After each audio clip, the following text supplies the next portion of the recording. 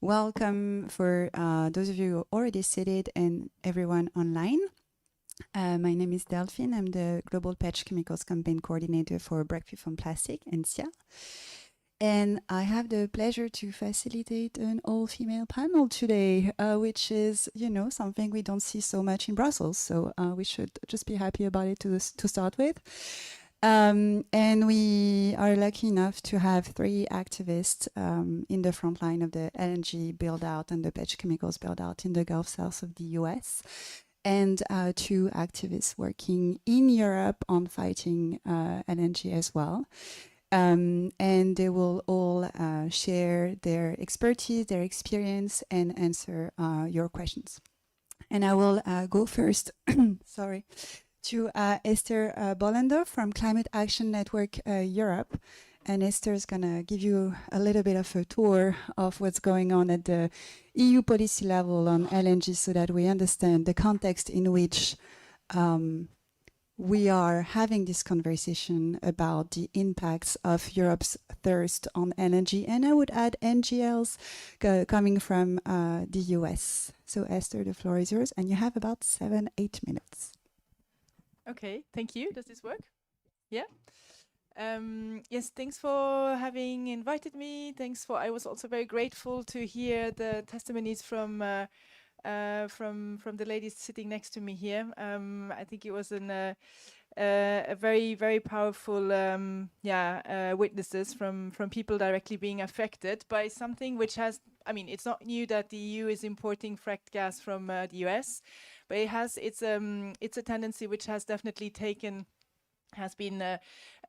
become bigger and bigger with the war in the Ukraine, Russian invasion, and a very drastic sort of a decision from the EU to get away from Russian gas, not to get away from gas as such, but get away from Russian gas, and then needing to find other sources of gas to sort of replace the 40% that the EU has been importing from Russia. So most of the gas that is being consumed in the EU is being imported. Almost half of it came from Russia. So that that was then going to be replaced by either the US, and I think it was very, very, as I said, powerful to get those testimonies. So that's one problem. I think that's the first problem that we probably have to start with. Diversification as such is we mentioned REPowerEU, we mentioned the EU's reaction to what's going on with the war, the sort of shifting away. There's been strong advances, let's say, on renewables legislation, increasing the EU's targets for building out renewables targets, also on efficiency measures, and that's actually, we mentioned that before. If we want to sort of reduce our dependency on fossil fuels as such, we have to start with a very drastic, actually, cut in energy. So that's something that we as Climate Action Network. So I just maybe for those who don't know us, we are in an umbrella organization of a federation of NGOs working on climate and energy policies across the EU, but also beyond borders, EU borders. We are in Turkey, in the Balkans, and we have almost or more than 45 million people behind us, looking for the EU to put in place strong climate policies.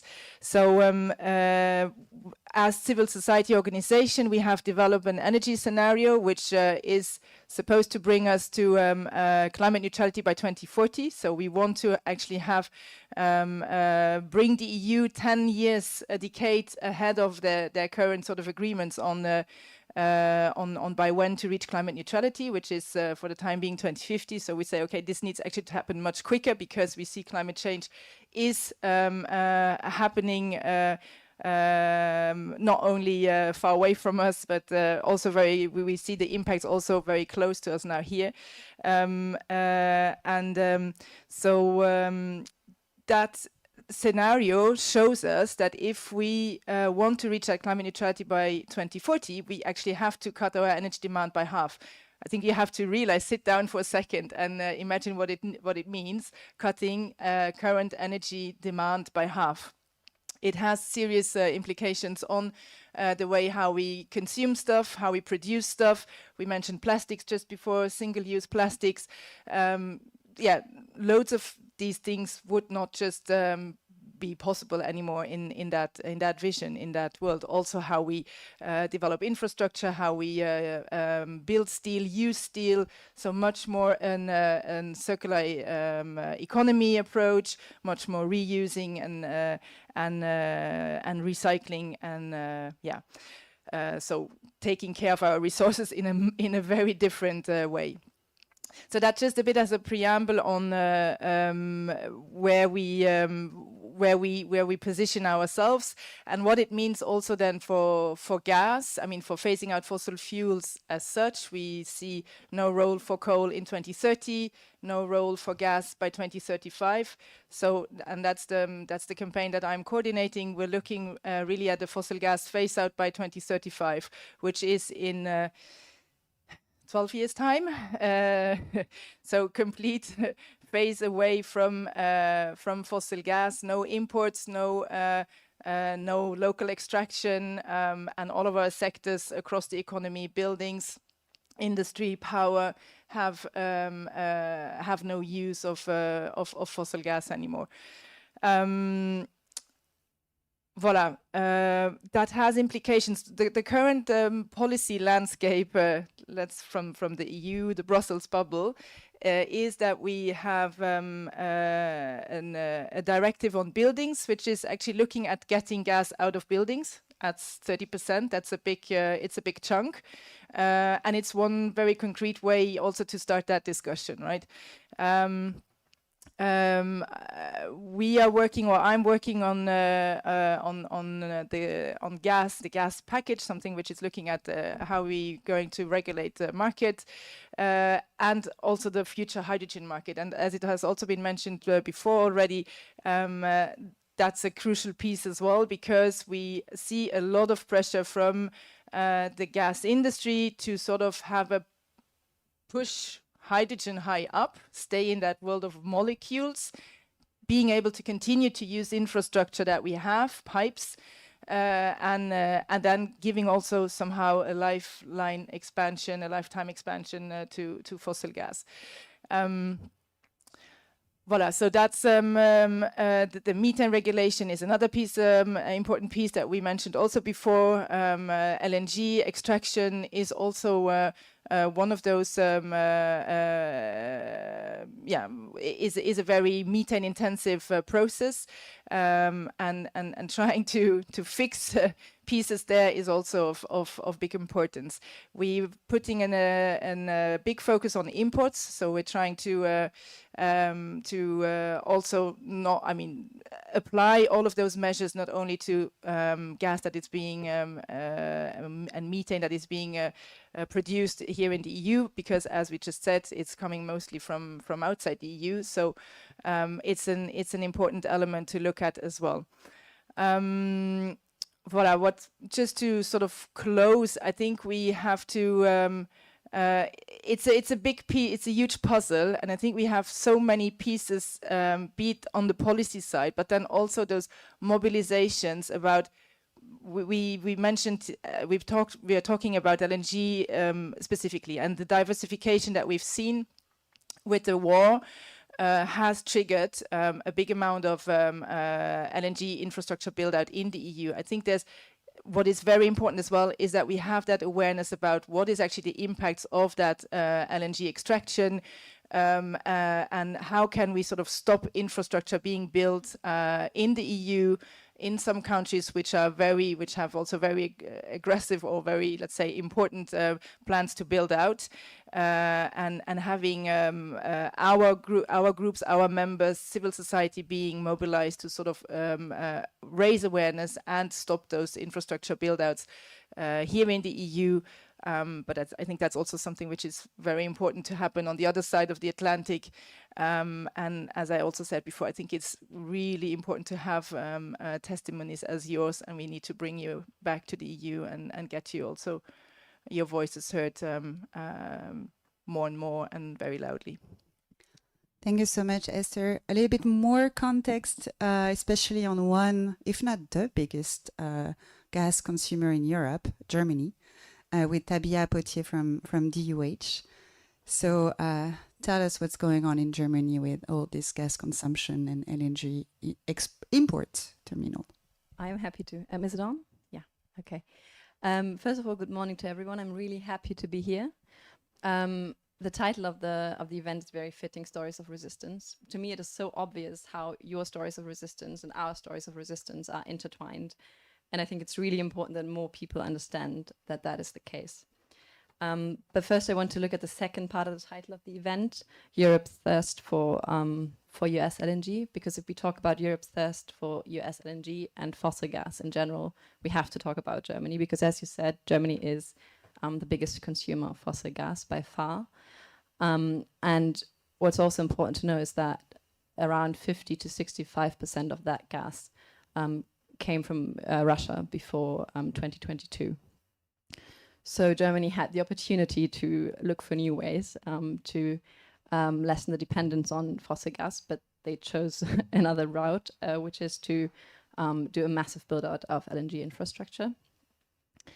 At UH, we are an NGO that operates mainly in Germany, and I'm part of the team that tries to stop new fossil infrastructure, and currently that means fighting LNG infrastructure, basically. I also want to say that before 2022, we didn't have any LNG infrastructure in Germany. There were always plans to build LNG terminals, but then it was decided that it just doesn't make sense and that it is completely stupid to build LNG terminals in the midst of the climate crisis. But the war came, and now Germany wants to build more LNG terminals than any other country, and that is by far. So it's not just a little bit more, it's off the charts. And obviously that was companies that were happy to jump at the chance, or at the opportunity, but it's also the government. Since 2022, we have an acceleration act for LNG, which means that very important environmental assessments don't have to be conducted, and also like participatory rights are limited, which is a big problem for people in who are affected by the terminals, and also civil society organizations like us. And one of our main problems with that act is that the justification is that we need those terminals because there is that ghost of security of supply, which is not going to be there without these terminals, and it's simply not true. We have a lot of studies, some were commissioned by us, but some, interestingly enough, were also commissioned by the ministry that's responsible for building those terminals. So we know that we don't need the terminals, and we certainly don't need all of them. So this justification to limit those rights doesn't really hold. That is the message that we try to carry out into the public. And the act is from 2022, but was renewed in 2023. And in that renewal, there was a new project added, which is the one that we now talk about most, because it is on the island of Rügen, which is probably not well known here, but in Germany it's a very popular island where people go to spend their summer vacations. That is because it is in a natural paradise. There are a lot of species living around the island that don't live in other parts of the Baltic Sea. And because it is on an island, there needs to be a pipeline to connect the new terminal to the grid on the mainland. And that pipeline is going through those conservation areas. We actually filed a lawsuit against that pipeline, but it's still being built right now. And a lot of the protest is focused on that pipeline at the moment. The good thing, it's a bit cynic to say that, but the good thing is that a lot of people care about that island, and a lot of people on the island care about the LNG terminal because they are dependent on tourism. And LNG terminals, as you probably know, and tourism don't go well together. So there's us, there's the people who will be affected by the terminals. And then there's also a big group called Ende Gelände. They were like, it's a lot of young people mainly who were socialized or politicized as part of the anti-coal movement. And luckily for us, they have now shifted their focus on LNG. They engage in civil disobedience, which is interesting because it brings another energy to the protests. And just a month ago, they went to the island of Rügen and had a little sit-in on the pipelines that are supposed to go in the Baltic Sea, which is good to get more people engaged in the fight against those terminals.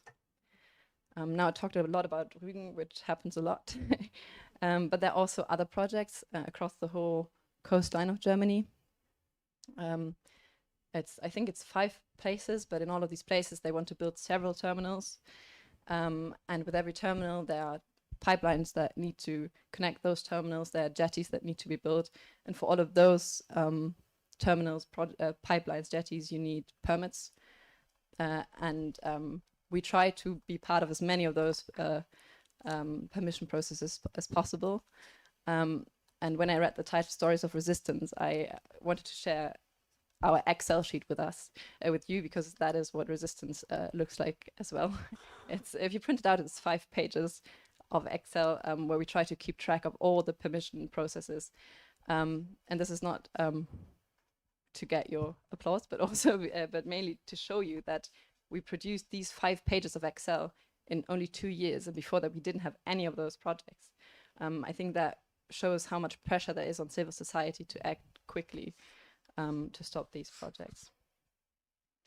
Okay, I'm almost done. I just want to, because I could talk about all of these projects in depth, but I want to highlight one story that the operators and also the government keeps telling, which is that all these terminals are going to be green, clean terminals in the future, which we all know is not going to happen. We do not have detailed plans of what is going to happen with the terminals when in the permits they don't have specific requirements for the retrofitting of these terminals. Nobody really knows how it's going to happen or how it could happen.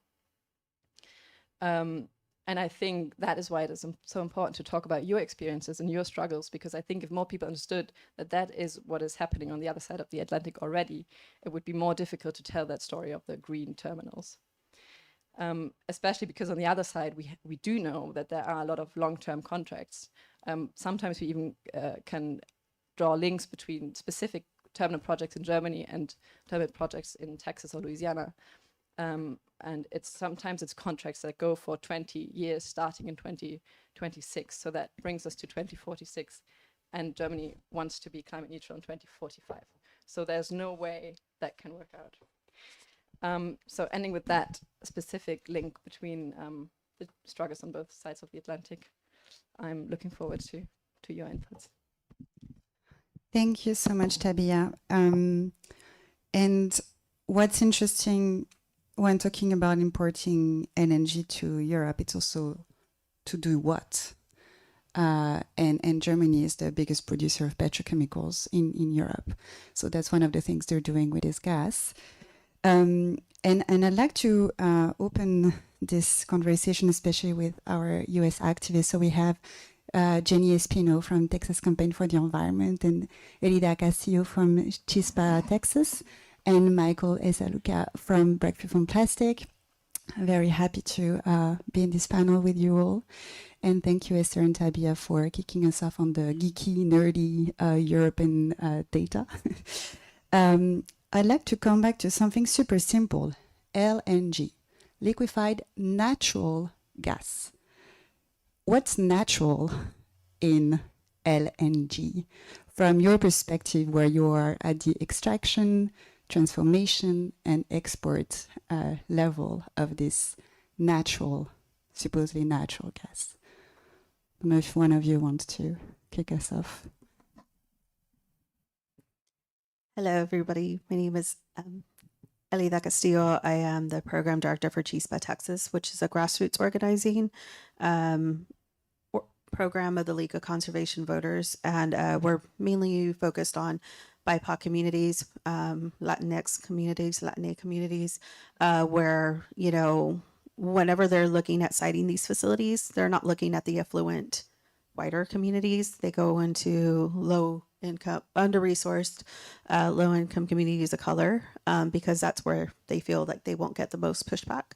And so I live in one of these communities, just about 8 miles away from Cheniere LNG, Corpus Christi Liquefaction, which is the fracked methane gas facility. And so there is absolutely nothing natural about frack gas. It's just a marketing term to make it seem like what I am using here isn't going to impact me. But in our communities, we're seeing an increase of, you know, children with asthma, adults with asthma, and even in households where you have gas appliances, you have higher cases of asthma because of the gas that's being used, you know, to cook with. And there's not a connection with gas and health impacts. And that is just like one of the very many things that, you know, are impacting us. I actually, in 2021, I went to Germany with Gelände, and that's when they were just fighting against 3 import terminals. The one that we visited was in Brunsbüttel, and we thought that it was going to be, and sorry for not saying that correctly, I've been trying for 3 years. You know, it was just very depressing to see that it went from 3 to 12 import terminals, not just because of how it was going to impact our communities, but how it was going to impact the communities and the world. You know, just because you're importing gas doesn't mean that you are immune from the impacts of methane. The health impacts are still going to hurt the community, and, you know, these pipelines that they use are destroying our communities.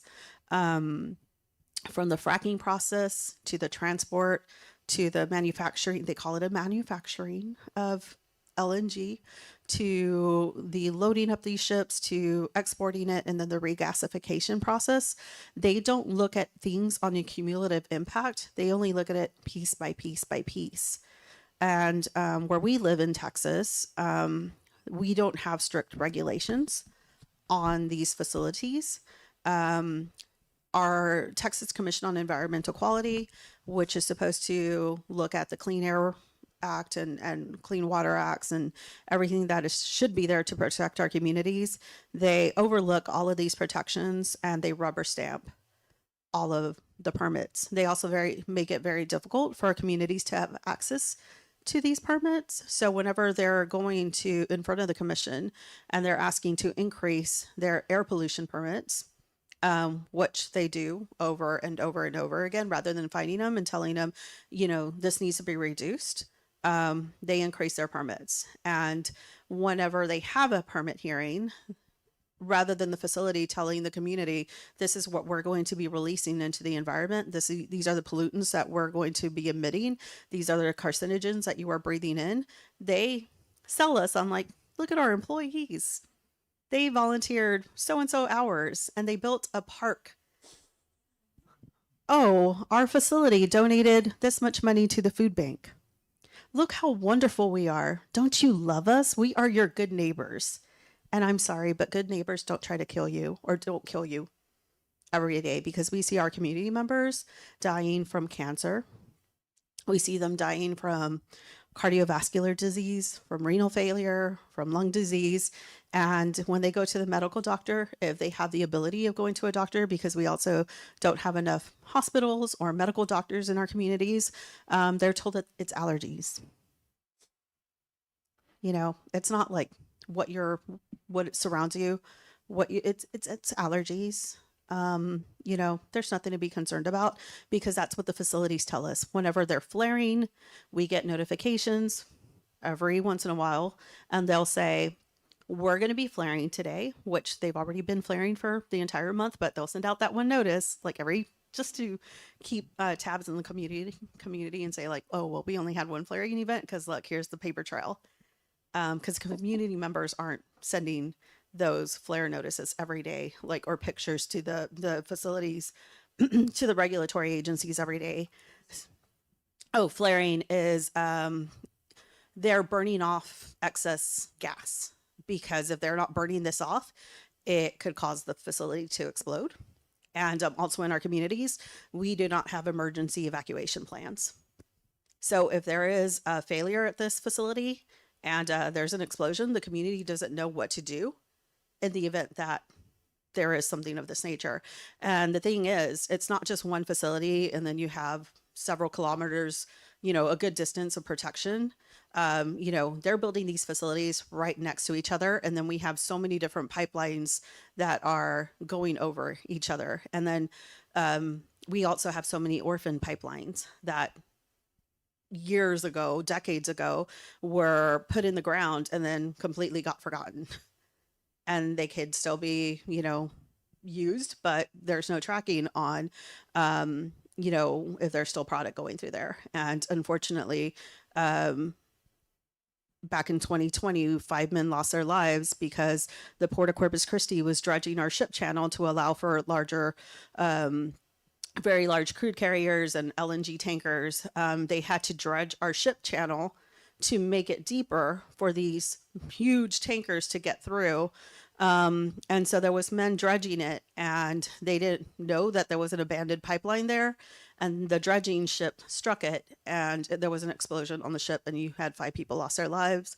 And the facility was saying, well, we don't know who's responsible for this. Nobody wants to be accountable to that. And we're seeing that in our communities as well with the increased ship traffic.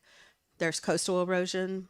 There's the depletion of acres of seagrass, people who built their retirement homes and moved into these homes thinking like, I have a beautiful, you know, picture of the bay and I could go fishing and I have like this ideal retired life, are now dealing with this increased ship traffic. And when I tell you, in some of these backyards, you can be here and throw a rock at the tanker, I am not lying.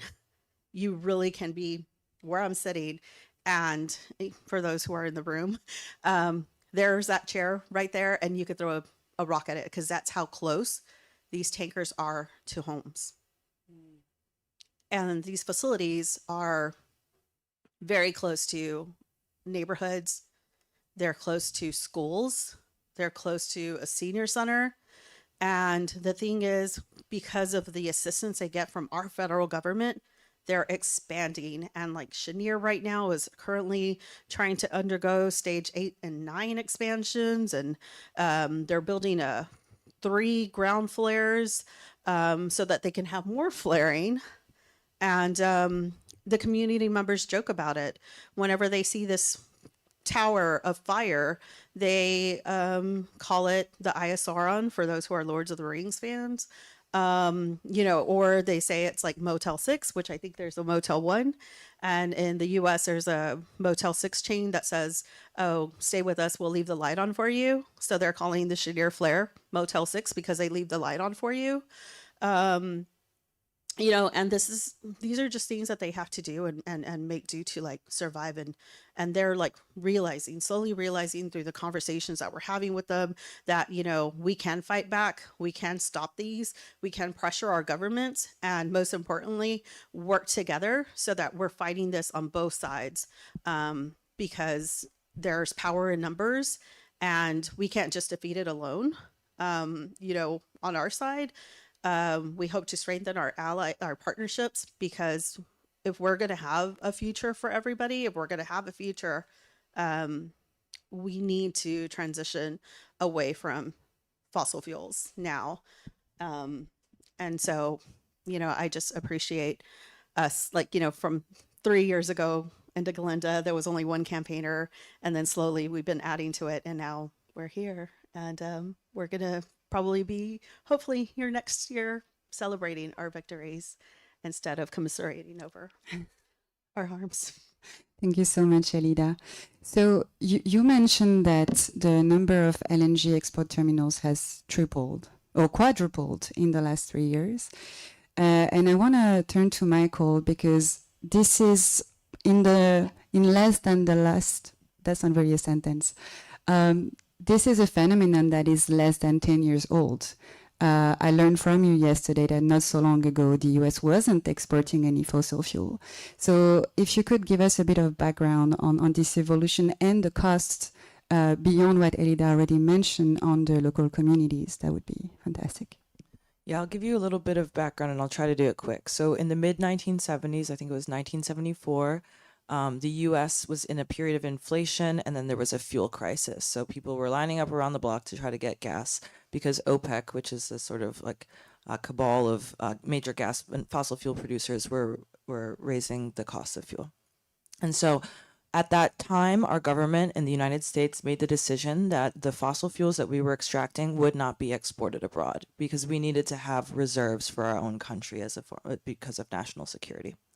And incidentally, when renewables were being pushed in the 70s, they were originally pushed as a matter of national energy security rather than environmental protection, just as an aside. But fast forward to 2008, the fossil fuel industry always knew that there were hydrocarbons trapped in shale formations underground. They just didn't have the technology necessary to access that shale gas. But in around 2008, there were technological advancements, kind of what they call even a fracking revolution, where now fossil fuel companies were able to use hydraulic fracturing, which Elida explained earlier, injecting the toxic sludge to get access to these shale formations underground to squeeze out gas and oil.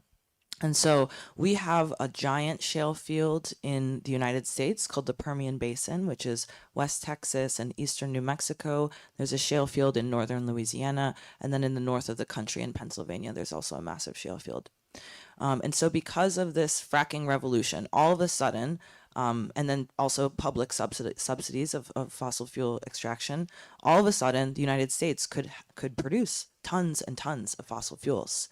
And so under the Obama administration, keep in mind, not a Republican, but a Democrat, the fossil fuel industry was able to lobby our government to overturn our ban on exports. And so that process took place in 2015, and now all of this, what we're facing now, not just the expansion of LNG exports, not just the expansion of fracking, but also the downstream impacts from the petrochemical expansion. So many plants were proposed and built in Cancer Alley after 2015 because all of a sudden we had this glut of fossil fuels and the fossil fuel industry needed to find a market for it.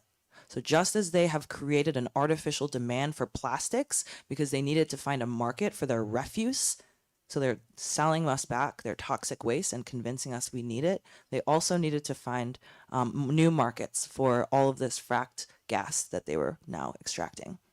And so after 2015, the United States increased its exporting, increased drilling, and under Obama, we became the #1 fossil fuel producer in the world. And unfortunately, our communities, the sacrifice zone regions in the United States, which are the Gulf Coast, mainly Texas, Louisiana, and Mississippi, and the Ohio River Valley region in Pennsylvania, Ohio, and West Virginia, we are the sacrifice zones. We are the externalities, and our communities are being poisoned to afford the West a certain standard of living. Yes. And just to add to that, the reason why we're seeing this increase in export facilities is because they are fracking more and more, but they're, we got to remember a lot of these contracts are signed for 10, 20 years. And so a lot of that gas has already been committed to other countries, mostly China and elsewhere. So they need to create new facilities so that they can now export it to new buyers, which in this case would be Europe, because that has already been committed. And, for us domestic users, so this lifting of the ban was supposed to help national security. It was supposed to bring down domestic energy prices, but we haven't seen that. And then also, these contracts it's going to lock in your governments for decades. And, please, let's not do that because we can't afford it. Thank you both. I'll turn to Jenny now, and I'll start with a geeky addition from EU policy before I actually ask my question. One of the pieces of legislation that the EU is discussing at the moment is the EU methane regulation, so how to reduce and better monitor methane emissions, especially on the energy production side. two additions to this legislation, the way it was tabled by the Commission, were to ask for petrochemicals to be included in the scope of the regulation within the EU, and ask also the legislator in the EU to adopt a supply chain approach, meaning that they would ask anyone exporting energy and petrochemicals in the EU to comply with the very same regulation that we are imposing to our industries within our borders. It's not an easy journey to get them to accept the supply chain approach and the inclusion of petrochemicals in the scope. And they're finding all sorts of, legal counter arguments. We can't regulate on another country's border, although it's being done with the timber regulation. So my question to you is that if the EU is not regulating or asking the same level of regulation within the border to your regions, how are the regulators protecting you and your communities in Texas? The short answer to that is they are often not. The regulators are some of the folks we have the hardest time with. So the biggest thing for us in our conversations with regulators, of which many of us have been a part of, both locally and federally, specifically as it relates to LNG, the concern when we talk to regulators is not, will we be sued if we approve these permits by the communities that they are impacting? The concern, and they have not minced words about this at all. They have been quite explicit and very deliberate in the way they communicate this. Their concern is, will these corporations be able to sue us if we do not approve these permits? That is where their allegiances lie and where their priorities lie. So they have done, this administration has done a much better job of meeting with us, of listening to us beg for them to take action to protect our communities and to regulate in a way that it actually considers the human environmental impacts of these projects. And they have set up environmental justice roundtables, the FERC, the Federal Energy Regulatory Commission, for instance, and put frontline community members on those. They have developed a really, really delightful language and adopted all of the language that we use with regards to environmental justice and environmental racism. But in terms of actual action, what that's looked like is telling us that their hands are tied. So they are doing one of two things, telling us that the concern is that they are going to end up in very costly and long-term lawsuits with these corporations, or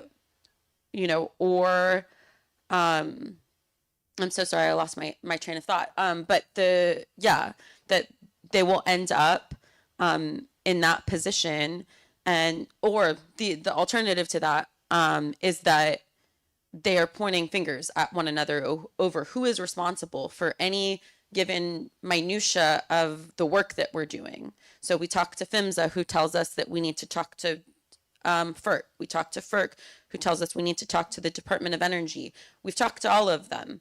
And it has been stressed in no uncertain terms that this is simply a sacrifice our communities will have to make in order to meet the demands of people in our own communities, but certainly folks abroad, to keep folks safe amidst, extreme climate issues, which we know are also being exacerbated by climate change.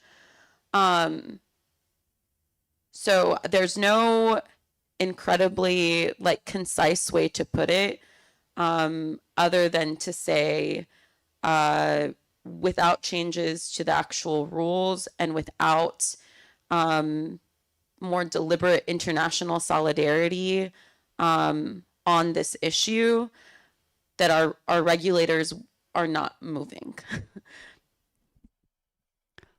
Thank you. I have a question for the three of you. How many significant accidents is there in gas processing and petrochemicals plants in the US?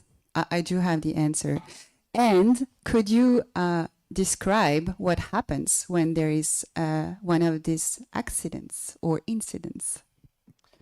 On average, in the United States, a chemical incident occurs every 2 days. So just in 2 facilities in Louisiana, well, 2 companies in Louisiana. One is called CF Industries. They operate the largest greenhouse gas emitter. It's an industrial nitrogen fertilizer plant that uses gas as a feedstock to manufacture industrial fertilizers. They average 15 incidents per year. Recently, they had a chemical disaster, I think it was late last year in December, where their CF Industries is on the fence line of an elementary school. So children under the age of 12, between the ages of 5 and 12, and those children had to shelter in place at a parish, a county building that only had 2 bathrooms for 400 students and teachers. Another company called Westlake, which is also a petrochemical manufacturer, who actually has, they have clients in Europe. They have offices in Germany and the Netherlands and Belgium. They have already, between their facilities in Cancer Alley and facilities in Southwest Louisiana, have had 10 chemical incidents this year. So that's just a microcosm of what this industry is doing to our communities. If you haven't heard about the East Palestine train derailment that happened in February of last year, one of the worst environmental disasters in the history of our country. You know, I work with some of the folks from East Palestine, and they told me recently, we know that we're dead men walking, because the chemical exposure that they have experienced is going to shorten their lifespan significantly. They don't know how much exactly, because we're not doing proper studies or health tests, but they know that they're dead men walking. And so what they're doing right now is trying to do everything they possibly can to make sure another incident like that doesn't occur. Freeport LNG, which is a LNG facility in Brazoria County on the Texas Gulf Coast, they had a massive fire where workers were injured.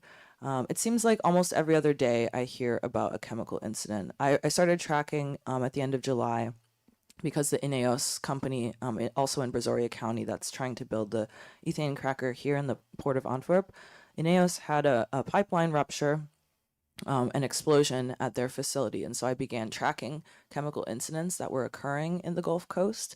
And so within 2 weeks, there was a chemical incident in Brazoria County.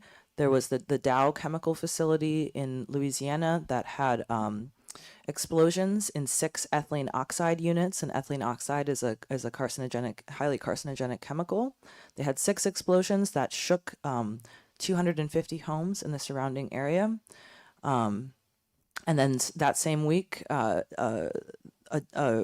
worker died at the Danka facility in St. John, which is a petrochemical facility and the only one in the United States that manufactures neoprene.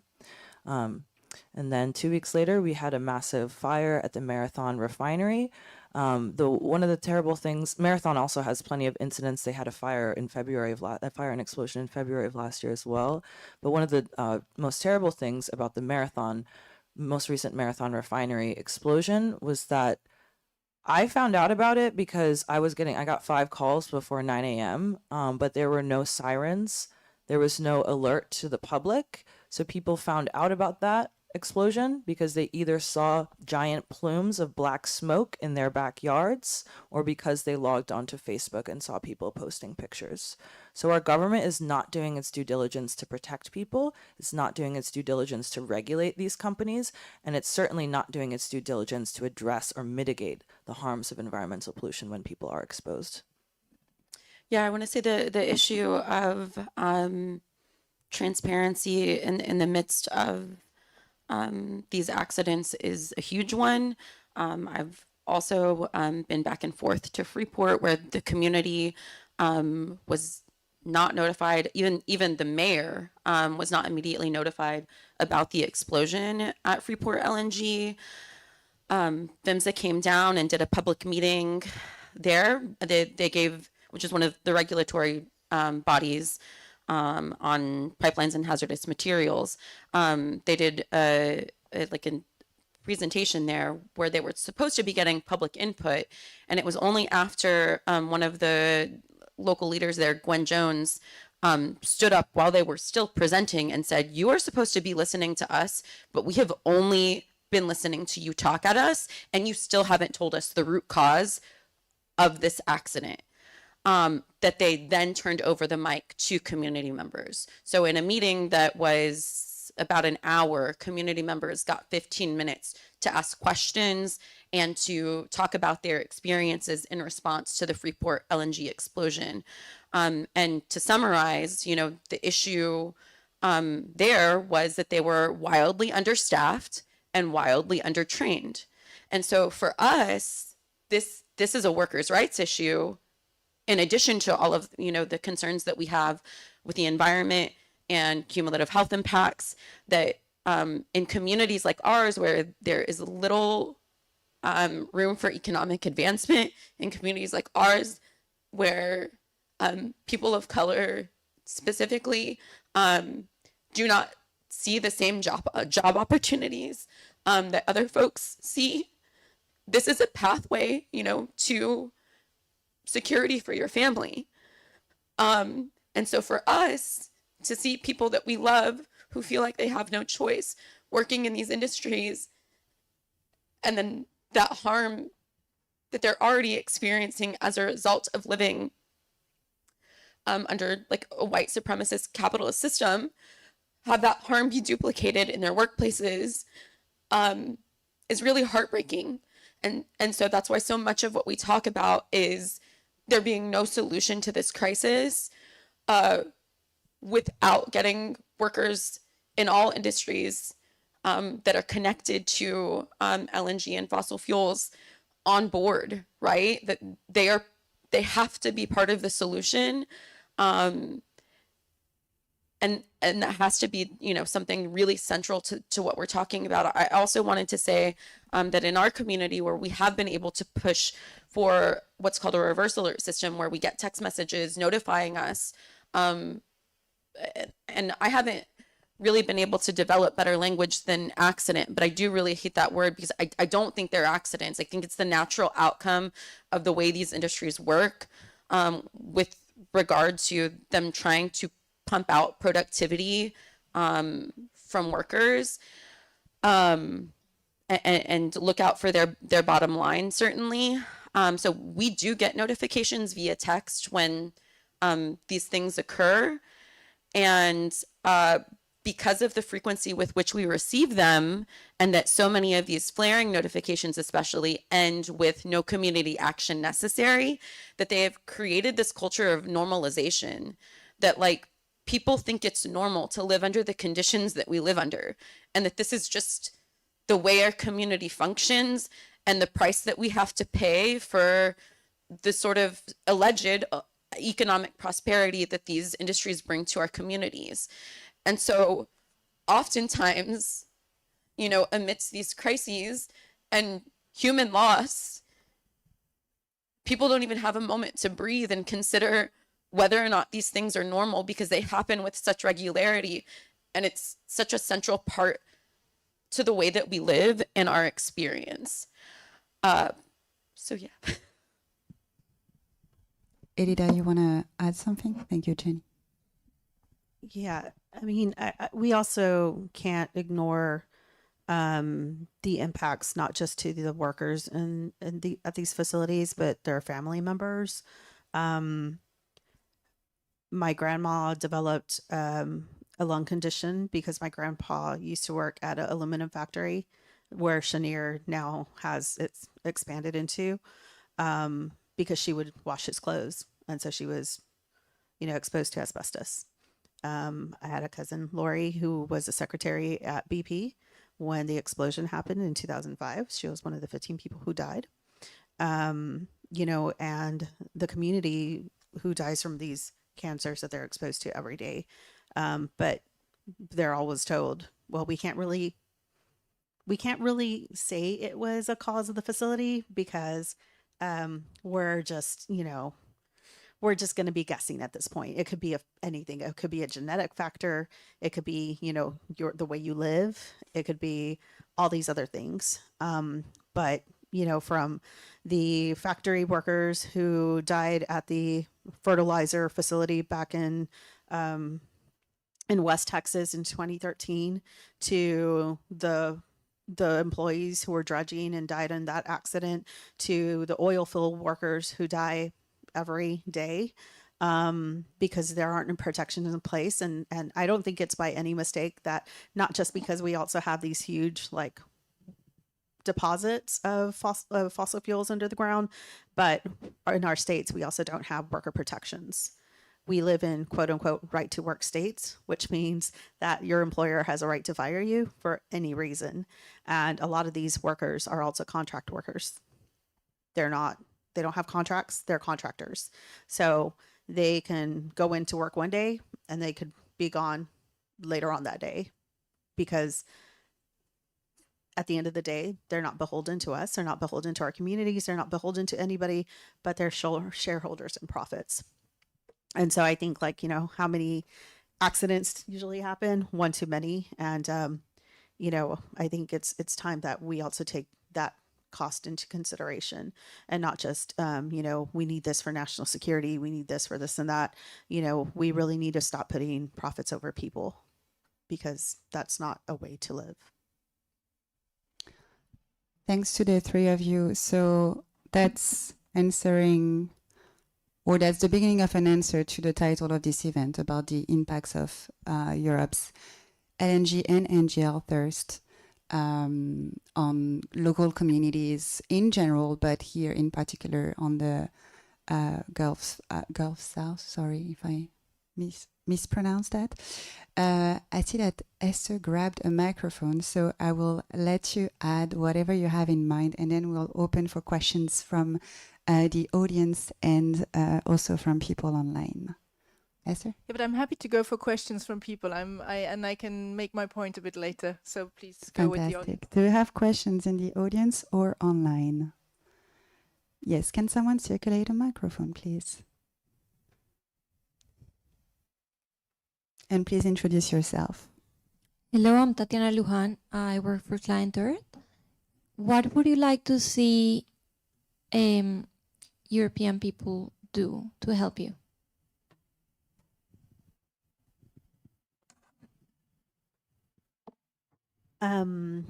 Talk to your family members, talk to your neighbors, talk to the decision makers. We are not in this fight alone. And we are not in this climate crisis alone. Unfortunately, we've been seeing it in other countries now, where you're experiencing terrible droughts, heat waves, flooding that weren't happening. So in the US, the Department of Energy should look at the public interest standard when they're approving these. And so the public interest isn't just our communities, the public interest is the entire world. So this is impacting all of us. It starts with just having one conversation on, you know, how this is going to impact you, and don't become complacent, because that is really when they take advantage. Like when people think everything is good, that's when they're doing their deals in the background. And then also share your stories with us as well. You know, in many of the countries, there's access to free healthcare. Well, I mean, it's paid for by your taxes, but we also pay high taxes too. We just don't get those benefits. You know, your public transportation, you know, just share like how it's like living in Europe, because they tell us that we don't deserve that. We cannot afford that, but we can afford billions of dollars in subsidies to the fossil fuel industry every day. So just share that so that people on our side can see like this world is also possible, because it is happening elsewhere. And just keep up the conversation with us, and let's develop this partnership and alliance so that we can continue defeating, you know, these terrible projects. I'd also add too that a lot of European banks are financing these projects. So ING, which is a Dutch bank, they're backing like 8 different LNG export terminals in the Gulf. There's German banks, French banks.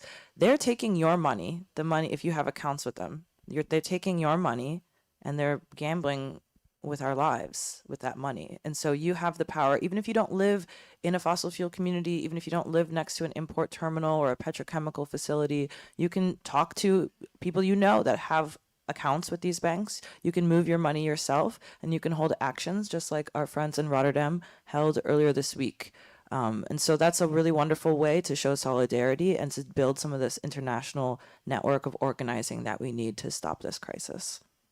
Thanks, Michael. That really alleviates the burden of having to talk about financing or talking to ports for me. So I won't touch on that since you thankfully took that completely off my hands. What I will say is that like I will not pretend to know the first steps of like, or all of the steps or a blueprint of navigating the conditions that folks here are resisting under, right? Like our conditions are incredibly different.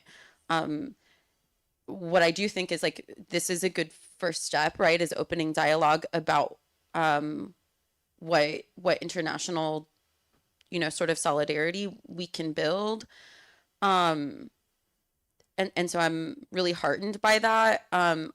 I would say for me, a really big thing is like guilt is a good short-term motivator. And I think a lot of the conversations that we've had with folks since we arrived in Prague a week ago and subsequently went to the Netherlands and now here have a tendency to kind of result in that. And I would kind of caution away from letting that be a motivator, right?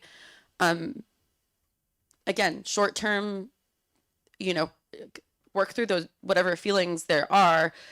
But for me, I don't blame working people. The folks benefiting from, you know, this crisis are corporations and, you know, a few handfuls of very wealthy people whose interests lie with profits, but our collective interest, and in the interest of like our collective interests, I think solidarity is a better motivator because we know in the long term, actually, this is harming all of us, and not just in terms of the existential threat of climate change, which is incredibly true, but in terms of the very real experiences during these climate catastrophes and extreme climate events. That's something that we are also dealing with.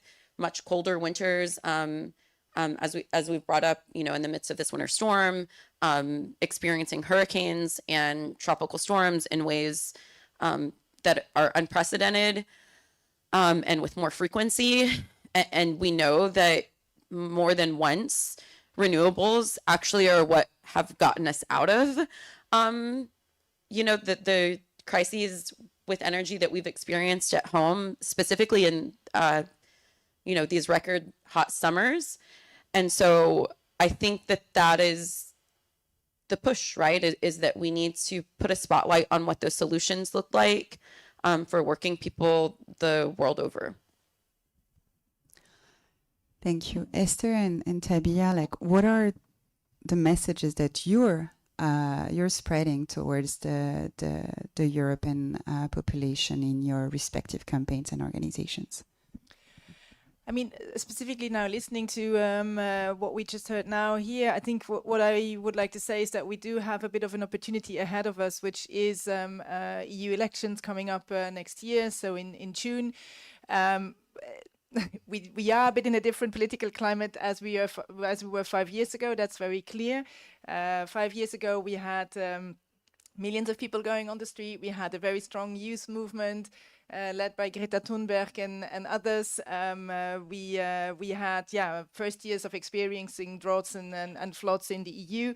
So that sort of pushed a conscious and awareness that I think it's not gone, but it is, we are coming out of two crises as well. So COVID and then the energy crisis. So we are in a different political context, but I don't want to sort of discourage people because I think it's always opportunities. We have an opportunity ahead of us and we need to grasp it. And I think as I said already, I think that listening to your stories, to what you are going through, is helping to people to sort of realize what's actually the impact of my behavior here in where I'm living. And what are we doing? So yeah, we are. I think that's. I don't want to, it's a dual thing. I think it's everybody can do something, and that's like encouraging, empowering, and you can sort of change things in your everyday life. And I think it's important to do it, but I think there needs to be the structural change needs to be there, and that's the biggest change that we need to bring along. So I would see. Those upcoming elections, new politicians, MEPs, we call them, coming into the parliament, but also a new commission, and trying to influence that with messages that we have heard. I mean, coming out of the energy crisis, it's dual, right? It triggered that diversification, which brings us all of that US LNG, which the Commission and von der Leyen have then sort of gifted the Europeans with other sources of gas. But on the other hand, I think there was also more of an awareness around gas is a problem, and it's a fossil fuel, and we have to get away from it. And I think we have to use that opportunity as a max. And we have to bring the messages. So we developed that 10 points plan around. We need a structural a framework for the EU to phase out of gas. We need to have targets. We need to have a sectoral approach, looking at buildings, at industry, at sector. We need to go into that planning. We have more and more also reports that have been developed over the last years, also as a consequence of the crisis and the fact that we need to move on climate neutrality, sort of getting those emissions as quickly as possible down.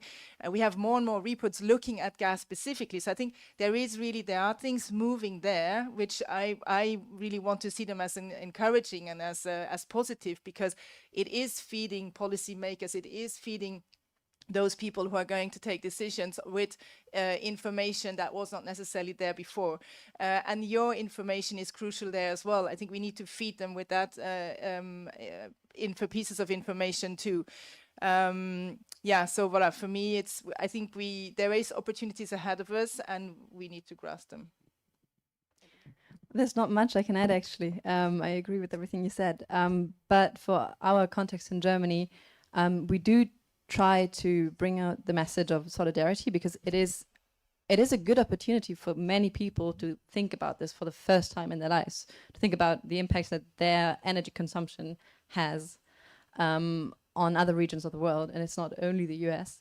And then another thing I also want to add, because you talked about the petrochemical sector in Germany as well, I think for people who now think about these LNG terminals, do they want them or not, it's also an opportunity to understand what the energy is used for, and to question a few other things.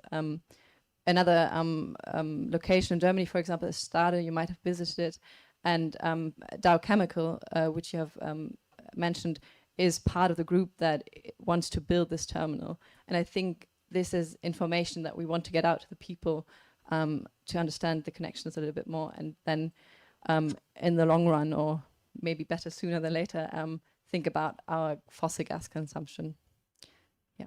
I promise I have a very concise point to add, which is that, like, this is not where my expertise lies. Like, I am a community organizer, and my focus has, been on base building and training people in my community to be able to talk to decision makers where we live, among other things, right? And to be able to engage in other base building practices themselves. But the other thing that I do professionally, organizing is what I do unpaid, right? But the thing that I do professionally is communications, right?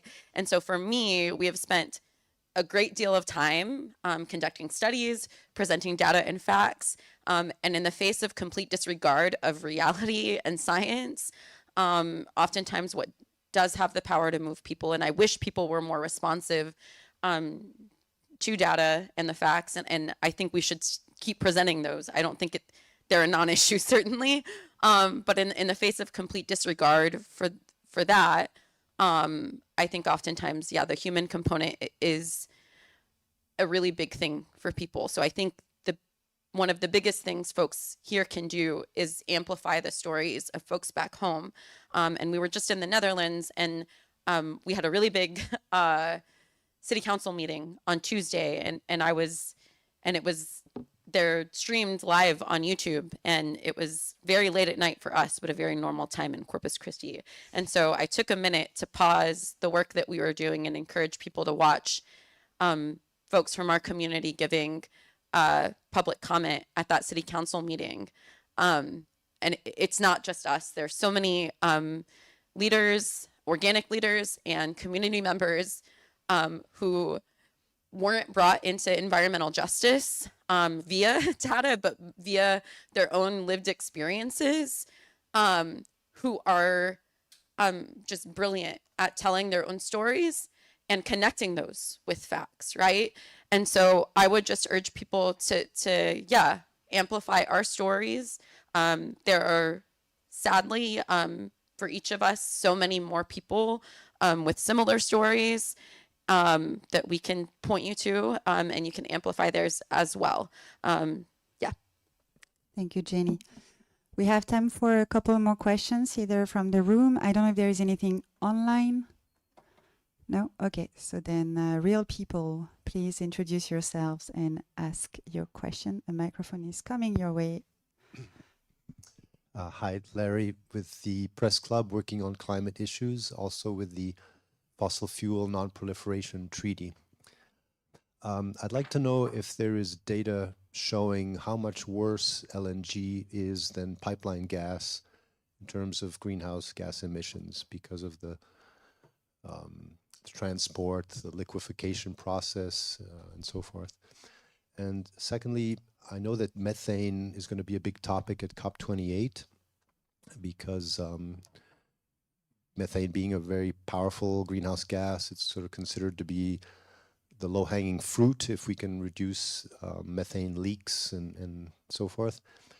But how do you eliminate the leaks all along the supply chain, all the way down to the individual gas stove where, you know, the user turns on the stove, and then before the flame appears, there's leakage there, and that multiplied by the millions of gas stoves. Elida mentioned the health effects of gas stoves, and I know that in the US there was this big pushback saying, you know, oh, the government wants to take away our gas stoves, but I don't think that's been discussed so much in Europe, and maybe that needs to be discussed, is the health impact of gas stoves. And then finally, just in terms of public awareness, I really wonder how many people, the average citizen, realizes that natural gas is mostly methane, and maybe that needs to be made more That's why aware. you can call it natural gas. Yeah. Another common issue. Esther, you want to I kick can give us it off on that? a first go at least. So on LNG, I actually would throw it back to Enrico straight away there, because I'm not direct. I mean, I'm sure there's reports and data, but I don't have them. So maybe Enrico doesn't have them either, but we can look into it. On the methane and COP. Yes, the big thing. So you mentioned the cooking stoves. I think we tend to really focus much more on the extraction, production, and transmission parts, because it's the bigger. I mean, that's where the heavyweights of the leakages are. You mentioned flaring as well, so that's really where the heavyweight is. And that's with the methane regulation, where we try to regulate those then via the import question, and it is a big one. It is so going a bit into geeky stuff here, but it's the file, or the policy file, is being discussed between Parliament and the Council, and the Parliament was quite strong in putting that import question on the table. So we do have it there. The Council, so member states, meaning, are a bit less interested in it because it is, I mean, it comes with a lot of question, right? Because it comes with a lot of questions. How are you really going to implement that? But I think the fact that we do have it, and that there is the next steps of the discussions are going to be, yes, how are we going to make it workable, right? How is it, what is the mechanism going to look like exactly? But I think it's really positive that we have it on the table, and it's also not being completely thrown away by the council for the time being. So I think we will have something that we can work with, on which basis we can work with. Yeah, so and then for me, so the end of the supply chain, so really the end use in individual homes, one alternative is to switch to electric cooking, right? And so you get rid of it all over, right? That would be my sort of energy campaigner perspective anyway. That's electrification, right? Just one thing, I'm putting myself on stack, executive decision. To what you were saying on the council pushing back, maybe on some technicalities of how we do it, I think, and I don't know this by heart, so my colleague just sent it to me, they should be reminded that the Treaty of the Functioning of the EU states in its Article 191 lots of things, but in particular that union policy on the environment shall contribute to pursuit of the following objectives. And I'm just gonna read the last one. Promoting measures at international level to deal with regional or worldwide environmental problems, and in particular, combating climate change. So it's in our foundational treaty that whatever policy we adopt here should be contributing to the fight against climate change and the environmental protection, including outside the EU. So a measure including imports on the EU methane regulation is what we need to do to implement the foundational treaty of the EU. So maybe that's just a kind reminder to our legislators that they need to go back to their basics. Michael? 191. I'll send it to you.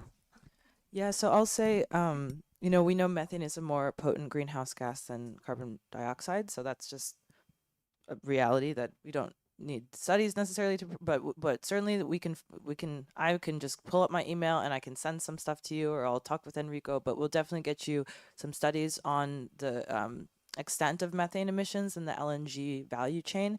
I think part of the problem is, so for example, in the United States, when we set our emissions standards or emissions targets, we don't even include exports in that, or when our exports are combusted abroad. And so part of it is just like they're choosing what they want to measure, and they're not measuring the entire value chain. And that's how we know that when you do actually run the numbers and you calculate the methane emissions from fracking in the Permian Basin to liquefaction to transport to regasification and combustion, that all of that is producing a significant amount of methane emissions. And that's how Alita told me that sometimes natural gas is actually worse, or as bad for the environment as coal, which I didn't know. But I will say on the methane regulations, because the United States is also, our EPA was also going through a process of updating our methane regulations. We often in the environmental movement are accused of like taking away jobs, or like not caring about jobs. Well, let me tell you, one of the best ways to create jobs is through good regulation. Because seriously, because we need fossil fuel workers to test for pipeline integrity. We need them to plug those leaking wells. That is a huge opportunity to deal with the methane emissions that we have right now, not to mention cleaning up the garbage of the last century that the fossil fuel industry has left us with in terms of decommissioned in place pipelines that could still be leaking or just causing issues in orphan gas wells. And then the last thing I'll say in terms of the gas stove issue, yeah, well, America, you know, we have this libertarian streak, so it's generally not good for the government to make unilateral decisions. I wouldn't advise anyone to take away the gas stoves, even though I would support that initiative in theory. But I think, you know, you alluded to this. Too often we are looking at, and Alita as well, too often we're looking at like individual consumers and their personal like lifestyle decisions. And that is actually the logic of the fossil fuel industry. So they have spent the past 50 to 60 years trying to convince us that it's our responsibility, that we need to like go green or like stop using cars or whatever to address this crisis. And certainly we do have to change our behavior so that when we do the full energy transition, you know, we're prepared for that. But look at who's actually causing this problem. It's not you driving your car for 10 minutes to take your kids to school rather than riding your bicycle. It's like 200 billionaires. It's the small number of fossil fuel corporations that are causing the vast majority of emissions on this planet. And so if we want to stop this crisis, let's stop it at the source, and that's extraction and transport and combustion. It's not the downstream, like, individual level decisions that we're making. Thank you, Michael. I will just give us a sense of time because we're 4 minutes over, which is completely fine. In my opinion, we can allow ourselves a couple of minutes to close. So, Jenny, if whatever you were going to say can be your closing statement, then we'll go to each of you wonderful people here, and then we'll have some coffee, I think. Yeah, I'm going to be incredibly short because I want to, as someone who to some degree considers myself a revolutionary pessimist, shout out to the homies at Salvage for that language, want to try to end on a somewhat celebratory note. I don't think there's anything I can add to what Michael and Elida has said. I think they've it's a brilliant summary of everything that is crossing my mind about, like, yeah, the like lifestyle politics and individualizing what is our systemic and institutionalized problems, all of that. Chef's kiss, love it. Thank you so much. To speaking to just transition, which is something that's very close to my heart and important to me as a former and current union member and labor organizer. What I did want to say is, you know, you brought up the Fossil Fuel Non-Proliferation Treaty, and that is something that Texas Campaign for the Environment has been organizing around. And I did want to share a success, shout out to Temo Torren and organizers in Austin, Texas, where we were able to successfully get the city council there to agree to the Fossil Fuel Non-Proliferation Treaty, which is the first city in the South who has been able to do that, right? And so the only thing that I wanted to say, and that I will be done so quickly because I know I have been very long-winded because of lack of sleep today, is that I think that is a good entry point in terms of merging the sort of local grassroots base building work that we are very invested in, and what we oftentimes like call the more galaxy brains goals. And I don't mean that pejoratively. I mean that completely neutrally. But what seem like the more lofty and less myopic sort of focuses and goals of the climate justice movement. So I did just want to share, in the midst of a lot of setbacks and a lot of really difficult conditions that we're organizing under, there are wins, no matter how small or symbolic they may seem in the midst of the very material things we are dealing with. There are wins, and there are things that are very much linking the type of work that we are engaged in at Texas Campaign for the Environment and along the coastal bend and the Gulf Coast more broadly, with the loftier goals that a lot of us have set for ourselves. Thank you, Jenny. Elida? Yeah, I mean, it's hard to follow up Michael and Jenny on this. But I think just knowing that everybody, in the way of individualism, everybody can do something, to get involved. It could be just sharing a post. It could be writing a letter. It could be contacting your elected official, baking cookies for your local organizers, just sharing your talents. Everybody has a role to play in this. And so don't be discouraged. Don't lose hope. I mean, we know people who have been doing in this fight for decades. So we're learning from our elders, learning from our younger generations like Chloe and other community members. And then also, my little niece, the other day she had her little fake camera and her brother was like, why are you bringing that with you? What is it? She's like, because I'm going to take pictures of the flares, Miguel. Okay.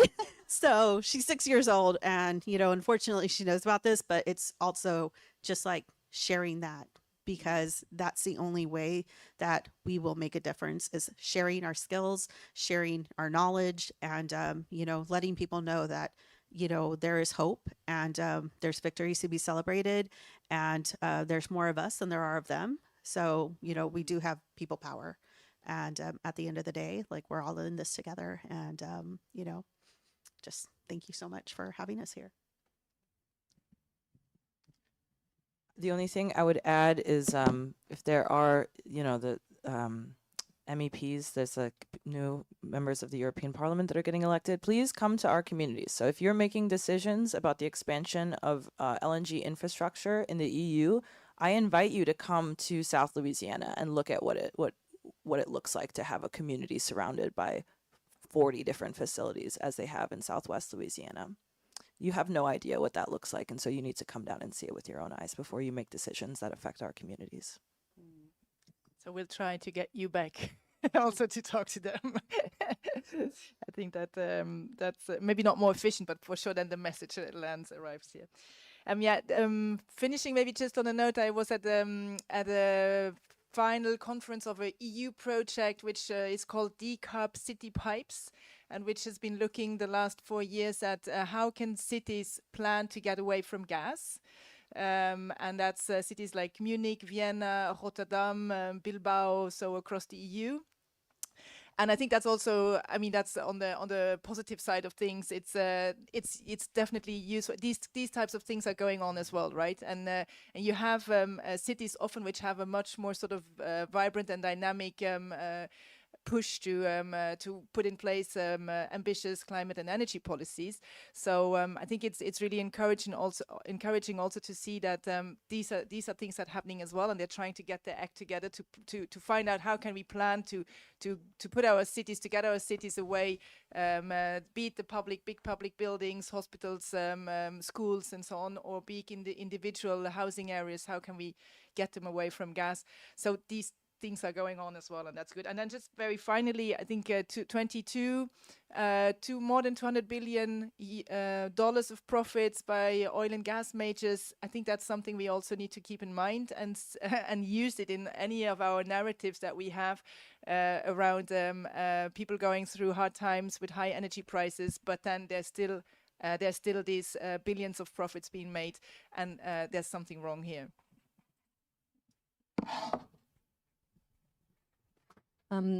For someone who spends a big share of the days looking at application documents for LNG terminals, it's really easy to get lost in the details. So events like this are very helpful. And I think the big challenge is to zoom out and then bring those ideas back to the grassroots movement. And I think this event, and you're also coming to Berlin, at least some of you, next week, I think this is really important. And this is something that I take again home with me from today. And I think we are on a good track in Germany to bring this to the public. And I think we should continue to do so. And I think I should mention another activist who I forgot earlier, Andy, who I think it's he's already championing this storyline in Germany. And I think he's on a good track with that.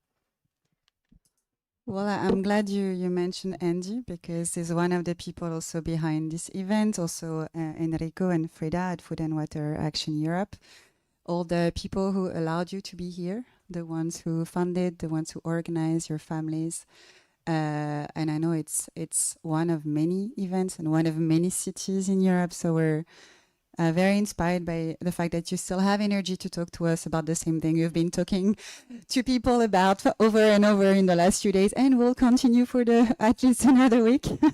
Thanks to Esther and Tabia also for being here and providing some European context onto this global fight. And I think the message around global solidarity is essential. One of the messages also around hope, I think is critical. It is so easy to lose hope when we see the news. It is so easy to lose hope when we see what's being communicated by our decision makers. But the stories of resistance that we've heard today, the many more stories of resistance that are being told in other arenas and in your local communities, are also and even more critical information to keep in mind, to know that things are moving, people are not giving up. in many cases, they do not have the choice to give up. I think that's also important. Like, depending on where you live, you do not have the choice to not be an activist.